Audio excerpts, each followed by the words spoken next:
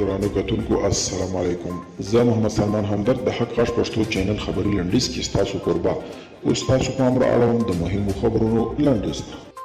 د افغان حکومت او طالبانو مذاکراتي ټیمونو دواړو ویلي چې تیر ماښام د مذاکراتي ټیمونو ترمنځ د بین الافغاني مذاکراتو دویم پړاو د یوې مقدماتي ناستې په ترڅ کې پیل شو. په ناستې کې پریکړه وشوه چې د راروانې شنبې په ورځ به د دواړو خواو له خوا د اجنډا د موضوعاتو د څېړلو لپاره ټاکل شوي ټیمونه خپل کارونه پیل کړي. د راپورونو له مخې تیر مخصوصا د پښتون ژغورنې مخکښه غړي ثنا اعجاز او د دغه غورځنګ یو شمېر نور غړي چې تېره ورځ د پاکستان پولیسو له لوري نیول شوي وو بېرته خوشي کړل شول. پاکستان د بین الافغاني مذاکراتو دویم پړاو له پیلېدو هرکلی کړی دی او د سولې خبرو د دواړو پلاوو څخه یې غوښتي چې د سیاسي جوړجاړي تلپاتې سولې او ثبات لپاره دې نرمښت وښیي. او د ایران پخواني ولسمشر محمود احمدي نژاد د دغه هیواد اوسني ولسمشر حسن روحاني ته په یوه لیک کې د یوې تازه جګړې د پیلېدو خبرداری ورکړې.